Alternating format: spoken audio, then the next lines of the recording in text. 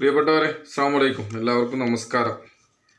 ഞാൻ ഇന്ന് ഈ വീഡിയോ എത്തിയിട്ടുള്ളത് 2025 ജൂലൈ 20 ഞായറാഴ്ച ഇന്ന് വന്നിട്ടുള്ള ചന്ദ്രിക വാരാന്ത്യ പതിപ്പിൽ വന്നിട്ടുള്ള ഏറ്റവും പ്രധാനപ്പെട്ട ഒരു ലേഖനവുമായി ബന്ധപ്പെട്ടിട്ടാണ്.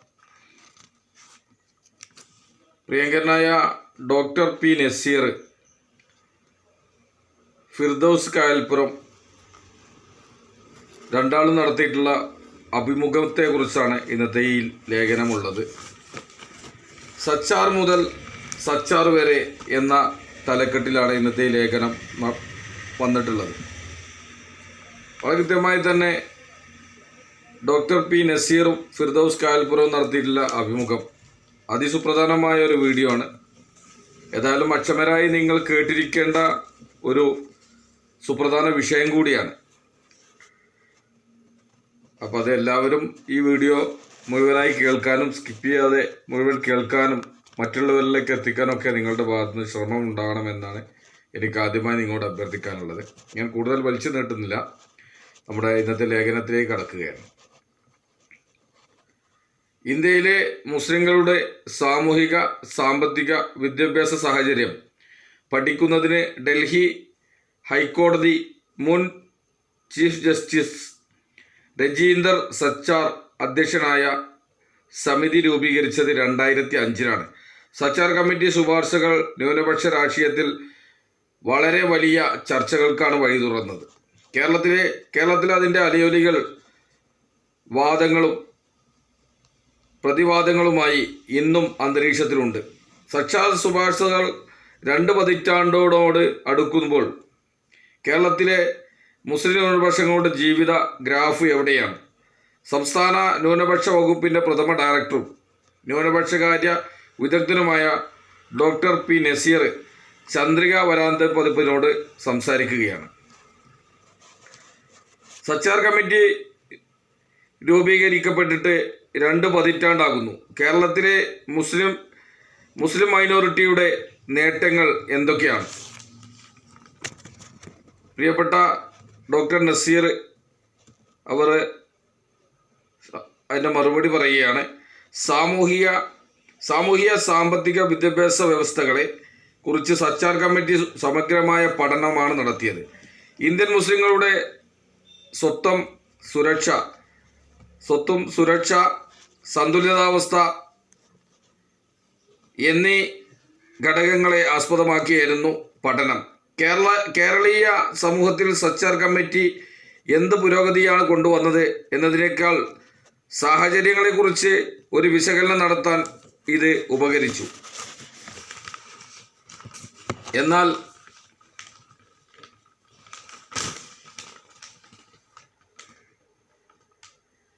എന്നാണ് വിലയിരുത്തേണ്ടത്. യഥാർത്ഥത്തിൽ ഇന്ത്യൻ മുസ്ലിങ്ങളുടെ ശോചനീയാവസ്ഥ പരിഹരിക്കാൻ സച്ചാർ റിപ്പോർട്ടിന് കഴിഞ്ഞിട്ടില്ല. എന്നാൽ ഒരു രോഗനിർണയം നടത്താനായി,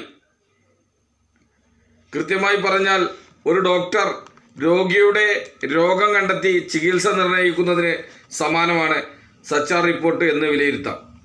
76 ശുപാർശകളാണ് റിപ്പോർട്ടിൽ ഉണ്ടായിരുന്നത്. ഇതിൽ 72 ശുപാർശകളും 1ാം UPA സർക്കാർ പാർലമെൻറ്റിൽ വെച്ച് അംഗീകരിച്ചു. ഇതുമായി ബന്ധപ്പെട്ട് കേരളത്തിൽ ഉണ്ടായ പ്രധാനമായും സംസ്ഥാന ന്യൂനപക്ഷ വകുപ്പ് രൂപീകരിക്കാനായി എന്നതാണ്. മുസ്ലിങ്ങളുടെ പിന്നോക്കാവസ്ഥയെക്കുറിച്ച് ശാസ്ത്രീയവും സമഗ്രവുമായ പഠനം നടത്തുകയും അതിൻ്റെ അടിസ്ഥാനത്തിൽ സമർപ്പിക്കപ്പെട്ട ശുപാർശകൾ നടപ്പിലാക്കുകയും ചെയ്യുന്നതിന് പകരം അന്നത്തെ LDF സർക്കാർ ഈ ശുപാർശകളെക്കുറിച്ച് പഠിക്കാൻ മറ്റൊരു കമ്മിറ്റിയെ നിയോഗിക്കുകയായിരുന്നു.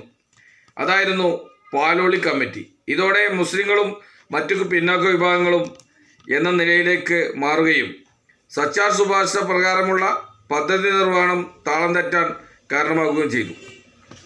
2011 സംസ്ഥാന ന്യൂനപക്ഷ ക്ഷേമ വകുപ്പ് രൂപീകരിക്കുമ്പോൾ അത് കടലാസിൽ മാത്രമുള്ള ഒരു ഉത്തരവായിരുന്നു. തുടർന്ന് UDF സർക്കാർ അധികാരത്തിലെത്തുകയും ആദ്യം PK കുഞ്ഞാലിക്കുട്ടി ന്യൂനപക്ഷ വകുപ്പ് മന്ത്രിയാവുകയും പിന്നീട് ഈ വകുപ്പ് മഞ്ഞളാംകുഴി അലി ഏറ്റെടുക്കുകയും ചെയ്തു. ഇതോടെ വകുപ്പിൽ വളരെ സമഗ്രമായ നിരവധി പദ്ധതികൾ ആസൂത്രണം ചെയ്ത് നടപ്പിലാക്കാനായി. ഓഫീസും സംവിധാനങ്ങളും അനുവദിച്ചു. 2012 ആദ്യമായി പദ്ധതി വിഹിതത്തിന്റെ ഭാഗമായി 1 കോടി രൂപയ്ക്ക് ഭരണാനുമതി നൽകി. ഒടുവിൽ UDF സർക്കാർ അധികാരമൊഴിയുമ്പോൾ ന്യൂനപക്ഷ വകുപ്പിന്റെ 2016 ബജറ്റ് വിഹിതം 109 കോടിയായിരുന്നു. മാത്രമല്ല 2013 സംസ്ഥാന ന്യൂനപക്ഷ ക്ഷേമ ധനകാര്യ കോർപ്പറേഷൻ രൂപീകരിച്ചു. മുസ്ലിം ന്യൂനപക്ഷ വിഭാഗത്തിന് ധനവിനിയോഗ സംവിധാനത്തിൽ പ്രാധാന്യമില്ലെന്ന കണ്ടെത്തലിനെ തുടർന്നാണ് ഇങ്ങനെയൊരു കോർപ്പറേഷന് രൂപം നൽകിയത്. അടുത്ത ചോദ്യം, പാലോളി കമ്മിറ്റി എന്തിനു വേണ്ടിയായിരുന്നു? കേരളത്തിൽ അത് അനിവാര്യമായിരുന്നു. അതിനുള്ള മറുപടി, സച്ചാർ കമ്മിറ്റി ശുപാർശകൾ പാർലമെന്റ് അംഗീകരിക്കുമ്പോൾ കേരളത്തിൽ VS അച്യുതാനന്ദൻ സർക്കാർ 6 മാസം പിന്നിട്ടിരുന്നു.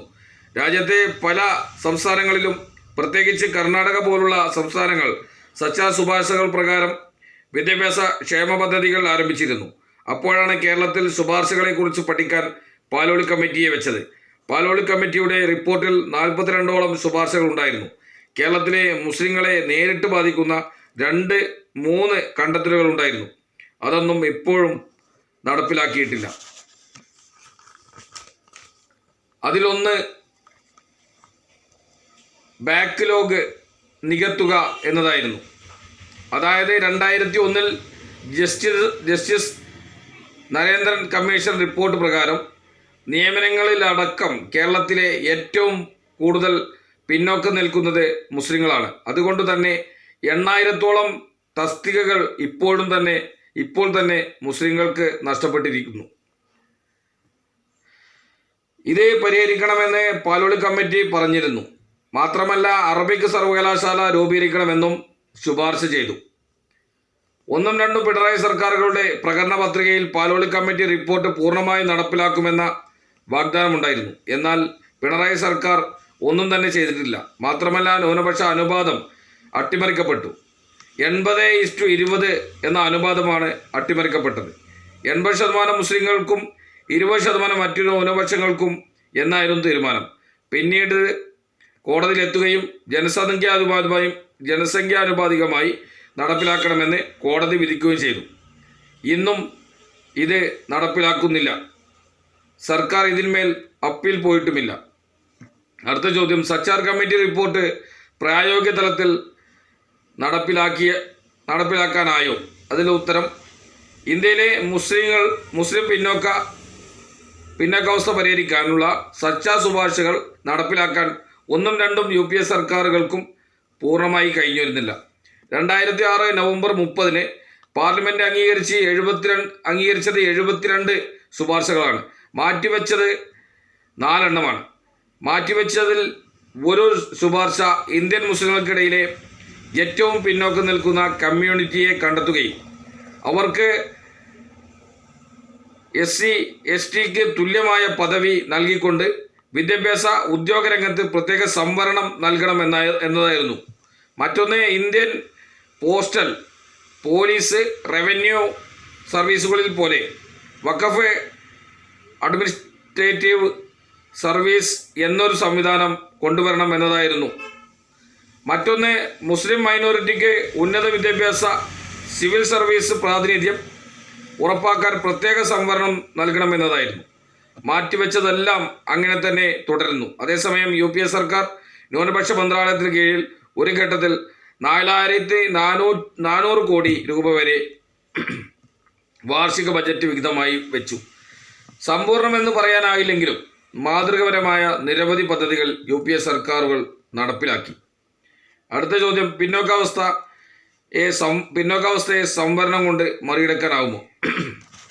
അതിൻ്റെ ഉത്തരം, സംവരണം എന്നത് വിദ്യാഭ്യാസ ഉദ്യോഗ രംഗത്ത് പ്രാതിനിധ്യം ലഭിക്കാതെ പോയ സാമൂഹ്യപരമായും വിദ്യാഭ്യാസപരമായും പിന്നോക്കം പോയ സമൂഹങ്ങൾക്ക് ഇന്ത്യൻ ഭരണഘടനയിലെ 15:4, 16:4 വകുപ്പുകൾ അനുസരിച്ച് മതിയായ പ്രാതിനിധ്യം നൽകുന്നതാണ്.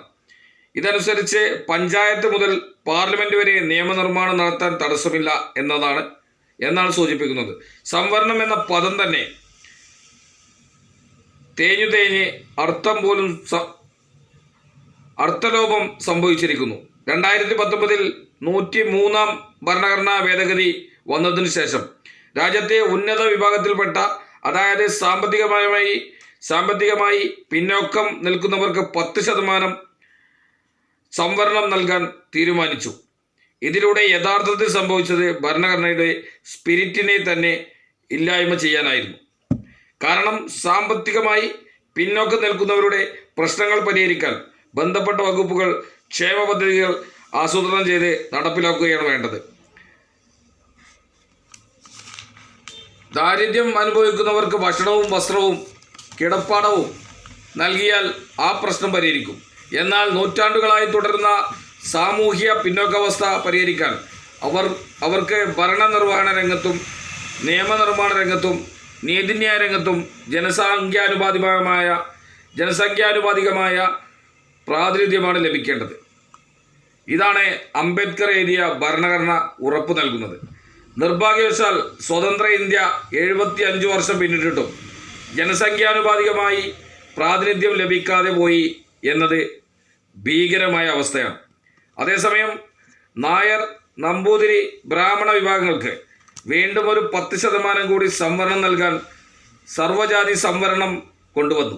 സാമ്പത്തിക പിന്നോക്കാവസ്ഥയാണ് സംവരണത്തിനുള്ള മാനദണ്ഡമെങ്കിൽ OBC, SC, ST വിഭാഗത്തിലെ സാമ്പത്തികമായി പിന്നോക്കം നിൽക്കുന്നവരെ കൂടി പരിഗണിക്കാൻ ഈ നിയമം ഉപയോഗിക്കേണ്ടതുണ്ട്. അല്ലാത്ത പക്ഷം ഇതിനെ സവർണജാതി സംവരണം എന്ന് വിളിക്കേണ്ടി വരും. തൻ്റെ അഭിപ്രായത്തിൽ സംവരണം അല്ല വേണ്ടത്, പ്രാതിനിധ്യമാണ്.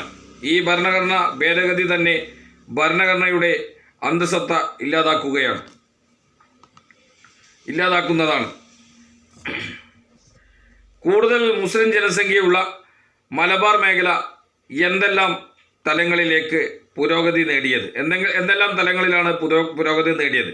അതിനുള്ള ഉത്തരം, മലബാറിൽ പ്രത്യേകിച്ച് മലപ്പുറം ജില്ലയിൽ വിദ്യാഭ്യാസ, സാമൂഹിക, സാമ്പത്തിക രംഗത്ത് അത്യപൂർവമായ വികസനങ്ങൾ നടന്നിട്ടുണ്ട്. എന്നാൽ അതെല്ലാം സച്ചാർ കമ്മിറ്റിയെ തുടർന്നുണ്ടായ നേട്ടമാണെന്ന് അവകാശപ്പെടാനാവില്ല.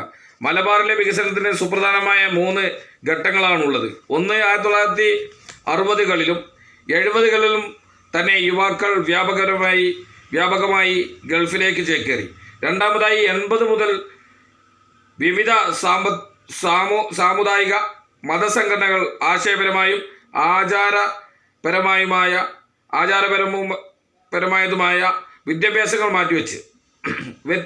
മാറ്റിവെച്ച് സ്വയം സംഘടിക്കുകയും ബഹുമുഖമായ വിദ്യാഭ്യാസ സാംസ്കാരിക പ്രവർത്തനങ്ങൾ നടത്തുകയും ചെയ്തു. നിരവധി വിദ്യാഭ്യാസ സംരംഭങ്ങൾ സ്ഥാപിച്ചു.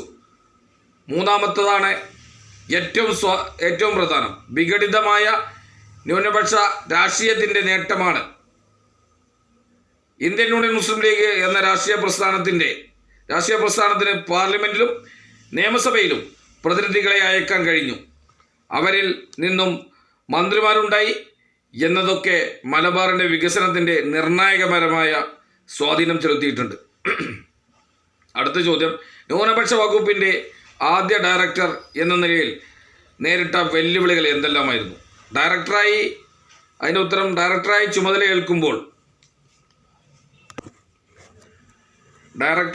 ചുമതലയേൽക്കുമ്പോൾ വെല്ലുവിളികളെ ഉണ്ടായിരുന്നുള്ളൂ. ഓഫീസ് ഉണ്ടായിരുന്നില്ല, സ്റ്റാഫുകൾ ഉണ്ടായിരുന്നില്ല, പ്ലാൻ ഫണ്ട് ഉണ്ടായിരുന്നില്ല, വാഹനങ്ങളോ മറ്റു യാതൊരു സൗകര്യങ്ങളോ ഉണ്ടായിരുന്നില്ല. അർഹതക്കുള്ള വിഭാഗങ്ങൾക്ക് അർഹമായ ആനുകൂല്യങ്ങൾ എത്തിക്കണമെന്നത് ഒരു പാഷനായി സ്വീകരിക്കുന്നയാളാണ് ഞാൻ. അന്നത്തെ UDF സർക്കാരിന് മുമ്പിൽ വിഷയം അവതരിപ്പിച്ചു. വകുപ്പ് മന്ത്രിയായിരുന്ന മഞ്ഞളാംകുഴി അലിയെ നിരന്തരം സമീപിച്ച് കാര്യങ്ങൾ ബോധ്യപ്പെടുത്തി. ന്യൂനപക്ഷ ക്ഷേമത്തിനും വികസനത്തിനും പ്രത്യേക തൽപരനായിരുന്നു അദ്ദേഹം. അനുവദനീയമായതും അർഹമായതും എല്ലാ കാര്യങ്ങളും അനുവദിച്ചു തരികയായിരുന്നു. ഞാൻ കാലാവധി പൂർത്തിയാക്കുമ്പോൾ ഏറ്റവും മികച്ച വകുപ്പുകളിലൊന്നായി സർക്കാർ അംഗീകരിക്കുകയും വിശിഷ്ട സേവനത്തിലുള്ള അവാർഡ് എനിക്ക് സമ്മാനിക്കുകയും ചെയ്തിരുന്നു. അടുത്ത ചോദ്യം, അടിസ്ഥാനപരമായി വിദ്യാഭ്യാസ രംഗത്ത് ആണല്ലോ പുരോഗതി ഉണ്ടാകേണ്ടത്. ഡയറക്ടർ ആയിരിക്കെ നടപ്പിലാക്കിയ പദ്ധതികൾ വിശദീകരിക്കാമോ? അതിൻ്റെ ഉത്തരം, ദേശീയ തലത്തിൽ വിദ്യാഭ്യാസ രംഗത്ത് മുസ്ലിം പുരോഗതി വളരെ മെച്ചമല്ല. എന്നാൽ കേരളത്തിൽ അതല്ല സ്ഥിതി. പക്ഷേ ഇവിടെ പ്രധാന പ്രശ്നം സർക്കാർ സർവീസിലെ മുസ്ലിം പ്രാതിനിധ്യക്കുറവാണ്. ഇത് പരിഹരിക്കാൻ ഏറ്റവും അനിവാര്യമായ നടപടി അവർക്കിടയിലെ തൊഴിൽ രഹിതരും അഭ്യസ്തവിദ്യരുമായ യുവതീ യുവാക്കളെ ശാസ്ത്രീയമായി മത്സര പരിശീലന കേന്ദ്രങ്ങൾ ആരംഭിക്കുകയും അവർക്ക് സൗജന്യമായി പരിശീലനം നൽകുകയുമായിരുന്നു. തുടക്കത്തിൽ 1-2 കേന്ദ്രങ്ങൾ ഉണ്ടായിരുന്നത് എല്ലാ ജില്ലകളിലേക്കും വ്യാപിപ്പിച്ചു. ആയിരക്കണക്കിന് ഉദ്യോഗാർത്ഥികൾക്ക് ഇതിൻ്റെ പ്രയോജനം ലഭിക്കുകയും ചെയ്തു.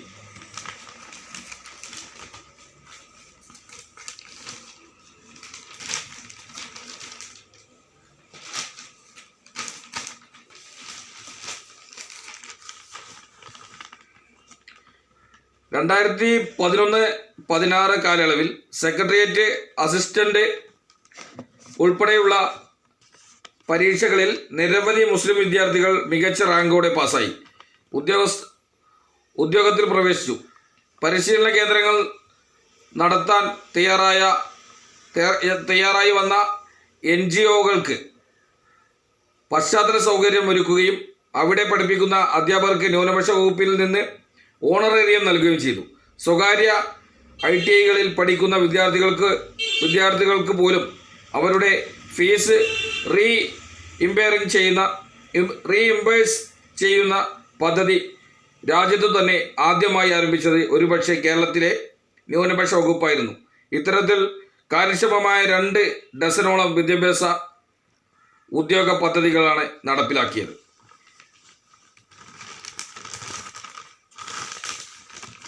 അടുത്ത ചോദ്യം, ന്യൂനപക്ഷ ഭവന പദ്ധതി അടക്കം അട്ടിമറിക്കപ്പെട്ടോ? അതിൻ്റെ ഉത്തരം, UDF സർക്കാർ നടപ്പിലാക്കിയ ഏറ്റവും ശ്രദ്ധേയമായ പദ്ധതിയായിരുന്നു ന്യൂനപക്ഷ സമുദായങ്ങളിലെ നിർധനരായ യുവതികൾക്ക് വീട് വെച്ച് നൽകൽ. ഭവന പദ്ധതികൾ പലതും പല വകുപ്പുകൾക്ക് കീഴിൽ നടപ്പിലാക്കുമ്പോൾ സ്വജനപക്ഷപാതവും അഴിമതിയും സർവ്വസാധാരണമാണ്. എന്നാൽ 14 ജില്ലകളിൽ നിന്നും ജില്ലാ കളക്ടറുടെ ഓഫീസ് സ്വീകരിക്കുന്ന അപേക്ഷകളിൽ ഏറ്റവും അർഹമായ ഗുണഭോക്താക്കളെ കണ്ടെത്തുന്നതിനായി ഞാൻ തന്നെ തയ്യാറാക്കിയ 10 മാനദണ്ഡങ്ങൾ നിശ്ചയിക്കുകയും ഇവ ഓരോന്നിനും 10 മാർക്ക് വീതം മുൻഗണന നൽകുകയും ചെയ്തു. ഏറ്റവും സുതാര്യമായി ഈ പദ്ധതി നടപ്പിലാക്കാൻ കഴിഞ്ഞിട്ടുണ്ട്. നിർഭാഗ്യവശാൽ ഈ പദ്ധതി പിന്നീട് അട്ടിമറിക്കപ്പെട്ടു. കഴിഞ്ഞ 9 വർഷമായി ന്യൂനപക്ഷ ക്ഷേമ വകുപ്പിൽ ഇങ്ങനെയൊരു പദ്ധതി ഇല്ല. അടുത്ത ചോദ്യം, മദ്രസാധ്യാപകർക്ക് ക്ഷേമനിധി ഏർപ്പെടുത്തിയിരുന്നല്ലോ, ഇപ്പോൾ എന്താണ് അതിൻ്റെ അവസ്ഥ? അധ്യാപക ക്ഷേമനിധി 2009 ആരംഭിച്ചത്. എന്നാൽ വളരെ ചുരുക്കം പേർ മാത്രമാണ് അന്ന് ക്ഷേമനിധിയിൽ അംഗമായത്. അന്നത്തെ VS സർക്കാർ ക്ഷേമനിധിയുടെ നടത്തിപ്പിനായി നൽകിയിരുന്ന കോർപ്പസ് ഫണ്ട് കോഴിക്കോട് സർവീസ് സഹകരണ ബാങ്കിൽ ഫിക്സഡ് ഡെപ്പോസിറ്റ് ചെയ്തു. അതിൽ നിന്നും കിട്ടുന്ന പലിശ പണം ഉപയോഗിച്ച് ക്ഷേമനിധി നടപ്പിലാക്കാനായിരുന്നു ലക്ഷ്യം. എന്നാൽ പലിശ ഹറാമാണെന്ന് പഠിപ്പിക്കുന്ന മദ്രസ അധ്യാപകരുടെ ക്ഷേമനിധിക്ക് പലിശ പണം ഉപയോഗിക്കുന്നതിൽ അധാർമികതയെക്കുറിച്ചോർത്ത് അധ്യാപകർ ക്ഷേമനിധിയിൽ നിന്ന് വിട്ടുനിന്നു. തുടർന്ന് 2011 കോർപ്പസ് ഫണ്ട് പലിശരഹിതമായി കോഴിക്കോട് ജില്ലാ ട്രഷറിയിലേക്ക് മാറ്റുകയും പദ്ധതിക്ക് പുതുജീവൻ നൽകുകയും ചെയ്തു. ഇതോടെ 12,000-ലധികം അധ്യാപകർ അതിവേഗം പദ്ധതിയുടെ ഭാഗമായി. ഈ ക്ഷേമനിധിയാണ് കേരളത്തിൽ ഏറ്റവും കൂടുതൽ തെറ്റിദ്ധരിക്കപ്പെട്ടത്. ക്ഷേമനിധിയിൽ അംശാദായമായി ഒരു മദ്രസാധ്യാപകൻ മാസം അടയ്ക്കേണ്ടത് 100 രൂപയാണ്. കേരളത്തിൽ 2 ഡസനിലേറെ ക്ഷേമനിധികൾ ഉണ്ടെങ്കിലും 100 രൂപ അംശാദായം അടക്കുന്ന മറ്റൊരു ക്ഷേമനിധിയും ഉണ്ടായിരുന്നില്ല. കർഷക ക്ഷേമനിധിയിൽ 5 രൂപയായിരുന്നു അടയ്ക്കേണ്ടത്. മറ്റ് ചിലതിൽ 10 രൂപ, 20 രൂപ എന്നിങ്ങനെയായിരുന്നു. എന്നാൽ അക്കാലത്ത് 100 രൂപ അടച്ച മദ്രസാധ്യാപകർക്കെതിരെ വ്യാപകരമായ കുപ്രചരണങ്ങൾ നടന്നു. മദ്രസാധ്യാപകർക്ക് സർക്കാർ ശമ്പളം നൽകുന്നു എന്നൊരു ആരോപണം ഉയർത്തിക്കൊണ്ടുവന്നു. 1-ാം പിണറായി സർക്കാരിൻ്റെ കാലത്ത് ന്യൂനപക്ഷ വകുപ്പ് മന്ത്രിയായിരുന്ന KT ജലീലിൻ്റെ ഒരു നിയമസഭാ പ്രസംഗവും ഉണ്ടായിരുന്നു. 1.5 ലക്ഷത്തോളം മദ്രസാധ്യാപകരും 15,000 മദ്രസകളും ഉണ്ടെന്നും അവർക്ക് സർക്കാർ ശമ്പളം നൽകുന്നെന്നും ദുർവ്യാഖ്യാനം ചെയ്യാൻ പ്രേരിപ്പിക്കുന്ന പ്രസംഗമായിരുന്നു അത്. ഇതേ തുടർന്ന് സർക്കാർ ഖജനാവിൽ നിന്ന് വർഷം 5500 കോടിയിലധികം രൂപ മദ്രസ അധ്യാപകരിലേക്ക് പോകുന്നുവെന്ന് മുൻ DGP TP സെൻകുമാർ അടക്കമുള്ളവർ വ്യാജമായി പ്രചരിപ്പിച്ചു. ഇതിനെ സർക്കാർ ഒരു ഘട്ടത്തിലും മറുപടി നൽകിയില്ല. ഈ സാഹചര്യത്തിലാണ് മദ്രസ അധ്യാപകർക്ക് സർക്കാർ ശമ്പളമോ എന്ന തലക്കെട്ടിൽ ഒരു പ്രമുഖ പത്രത്തിൽ ഞാനൊരു ലേഖനം എഴുതിയത്. പിന്നീട് സർക്കാർ തന്നെ ഇതിൻ്റെ നിജസ്ഥിതി നിയമസഭയിൽ വ്യക്തമാക്കി. അടുത്ത ചോദ്യം, ന്യൂനപക്ഷങ്ങളുടെ പ്രത്യേകിച്ച് മുസ്ലിങ്ങളുടെ രാഷ്ട്രീയ പോരാട്ടങ്ങളിൽ മുസ്ലിം ലീഗിൻ്റെ പങ്ക് എങ്ങനെ വിലയിരുത്തുന്നു? ഇതര സംസ്ഥാനങ്ങളിലെ മുസ്ലിങ്ങളുടെ സാമൂഹിക വിദ്യാഭ്യാസ സാമ്പത്തിക സ്ഥിതിയുമായി കേരളത്തിലെ മുസ്ലിങ്ങൾ താരതമ്യം ചെയ്താൽ മുസ്ലിം ലീഗിൻ്റെ പ്രാധാന്യം വ്യക്തമാകും. സാമൂഹിക ശാസ്ത്രജ്ഞന്മാർ ഇത് അടയാളപ്പെടുത്തിയിട്ടുണ്ട്. കേരളത്തിൽ മാത്രമാണ് ഒരു സംഘടിതമായ മുസ്ലിം ന്യൂനപക്ഷ സംഘടിത രാഷ്ട്രീയ സംവിധാനം പ്രവർത്തിക്കുന്നത്. ഏകദേശം 25% കൂടുതൽ മുസ്ലിങ്ങളുള്ള 44 ജില്ലകൾ ഇന്ത്യയിലുണ്ട്. 30% കൂടുതൽ പോപ്പുലേഷനുള്ള 18 ജില്ലകളും 40% കൂടുതലുള്ള 13 ജില്ലകളും 60% മേലുള്ള 5 ജില്ലകളും 70% കൂടുതലുള്ള 6 ജില്ലകളുമുണ്ട്. അതായത് മലപ്പുറം ജില്ലയ്ക്ക് സമാനമായ 6 ജില്ലകൾ ബീഹാറിലും UP-യിലും ജമ്മു കാശ്മീരിലും അസാമിലുമുണ്ട്. എന്നാൽ 70% കൂടുതൽ മുസ്ലിം പോപ്പുലേഷനുള്ള 6 ജില്ലകൾ ഇന്ത്യയിൽ ഉണ്ടായിരിക്കെ എന്തുകൊണ്ട് മലപ്പുറത്തിന് മാത്രം ഇക്കാണുന്ന പുരോഗതി ഉണ്ടായെന്നും ഇതിൻ്റെ അടിസ്ഥാനം എന്തെന്നും പരിശോധിക്കണം. മുസ്ലിം ലീഗിൻ്റെ സാമൂഹിക ഇടപെടലുകളും രാഷ്ട്രീയ മുന്നേറ്റങ്ങളുമാണ് ഈ പുരോഗതിക്ക് കാരണമെന്ന് വ്യക്തമാണ്. മുസ്ലിം വിദ്യാർത്ഥികളുടെ സ്കോളർഷിപ്പുകൾ എന്തുകൊണ്ടാണ് ഇല്ലാതായത്? ന്യൂനപക്ഷ വിദ്യാർത്ഥികൾക്ക് സ്കോളർഷിപ്പ് നൽകാനാണ് ന്യൂനപക്ഷ മന്ത്രാലയവും മൗലാന ആസാദ് എഡ്യൂക്കേഷണൽ ഫൗണ്ടേഷനും നിരവധി പദ്ധതികൾ ആസൂത്രണം ചെയ്ത് നടപ്പിലാക്കിയിരുന്നത്. ഇപ്പോൾ മൗലാന ആസാദ് എഡ്യൂക്കേഷണൽ ഫൗണ്ടേഷൻ തന്നെ അടച്ചുപൂട്ടിയിരിക്കുകയാണ്. ഇതിനെ സംബന്ധിച്ച് പാർലമെൻറ്റിൽ ന്യൂനപക്ഷകാര്യ മന്ത്രിയോട് ചോദിച്ചപ്പോൾ ഇനി അത് തുറന്ന് പ്രവർത്തിക്കേണ്ടതില്ല എന്ന തീരുമാനിച്ചെന്നായിരുന്നു മറുപടി. ഇതിനായി വകയിരുത്തിയ വിഹിതം വഖഫ് ഫണ്ടിൻ്റെ കൂടി ഭാഗമായിരുന്നു. എന്നിട്ടും കേന്ദ്രം പറയുന്നു ഇതുമായി മുന്നോട്ട് പോകാൻ താല്പര്യമില്ലെന്ന്. UPA സർക്കാരുകൾ നടപ്പിലാക്കിയ ശ്രദ്ധേയമായ പദ്ധതികളെല്ലാം തകർത്തു. അതേപോലെ കേരളത്തിൽ നടപ്പിലാക്കിയ pre matric, post matric, merit cum means സ്കോളർഷിപ്പുകൾക്ക് ഫണ്ട് നൽകേണ്ടെന്ന് കേന്ദ്രം തീരുമാനിച്ചു. അടുത്ത ചോദ്യം, ന്യൂനപക്ഷ വിഷയങ്ങളിൽ താങ്കൾ സ്വീകരിച്ചിട്ടുള്ള നിലപാടുകളും കൃത്യമായ ഇടപെടലുകളും വ്യക്തമായി അറിയാം. എന്താണ് ഭാവി പരിപാടികൾ? 2 പതിറ്റാണ്ടിലേറെയായി എൻ്റെ വായനയും എഴുത്തും ചിന്തയുമെല്ലാം കേരളത്തിലെ മുസ്ലിം ന്യൂനപക്ഷ കാര്യങ്ങളിലാണ്. ഈ രംഗത്ത് കുറച്ചൊക്കെ എഴുതാനും മിക്കവാറും കേരളത്തിലെ മുസ്ലിം സാംസ്കാരിക വേദികളിൽ സജീവമാകാനും കഴിഞ്ഞിട്ടുണ്ട്. 300-ലധികം വേദികളിൽ ന്യൂനപക്ഷ വിഷയങ്ങളെക്കുറിച്ച് പ്രഭാഷണങ്ങൾ ചെയ്തിട്ടുണ്ട്. കേരളത്തിന് പുറത്തും ഈ വിഷയം അവതരിപ്പിക്കാറുണ്ട്. സമീപകാലത്ത് പ്രത്യേകിച്ച് സച്ചാർ കമ്മിറ്റി റിപ്പോർട്ടിന് ശേഷം ഇന്ത്യയിലെ മുസ്ലിങ്ങൾ പൊതുവെയും കേരളത്തിൽ പ്രധാനമായും ഇത്തരം വിഷയങ്ങളിൽ താല്പര്യം കാട്ടുന്നത് ആശാവഹമാണ്. തുടർന്നും ന്യൂനപക്ഷ വിഷയങ്ങളിൽ ഗൗരവമായ പഠനവും ഫലപ്രദമായ ഇടപെടലുകളും നടത്തണമെന്നാണ് ആഗ്രഹിക്കുന്നത്.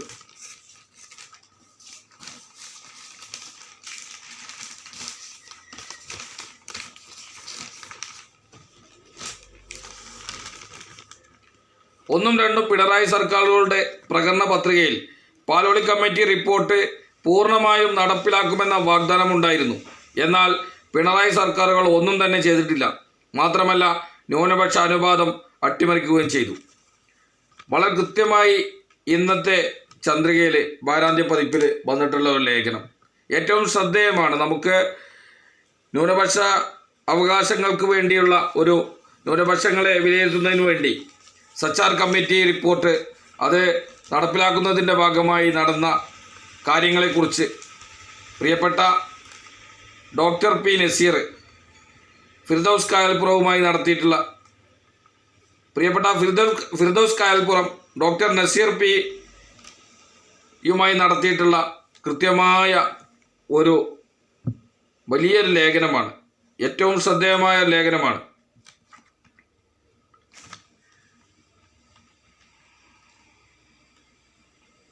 സംസ്ഥാന ന്യൂനപക്ഷ വകുപ്പിൻ്റെ പ്രഥമ ഡയറക്ടറും ന്യൂനപക്ഷകാര്യ വിദഗ്ധനുമായ ഡോക്ടർ പി നസീർ, അദ്ദേഹമാണ് ചന്ദ്രിക വാരാന്ത്യ പതിപ്പിനോട് കൃത്യമായി സംസാരിച്ചത്. വളരെ കൃത്യമായി തന്നെ ഈ ഒരു ലേഖനം ഏറ്റവും ശ്രദ്ധേയമാണ്. സർക്കാർ കമ്മിറ്റി റിപ്പോർട്ടുമായി ബന്ധപ്പെട്ട് നടന്ന കാര്യങ്ങൾ എത്രത്തോളം ഇതിൽ വിവരിക്കാൻ കഴിയുന്നു, ആ പോയിന്റുകളൊക്കെ ഉദ്ധരിച്ചുകൊണ്ട് പ്രിയപ്പെട്ട ഡോക്ടർ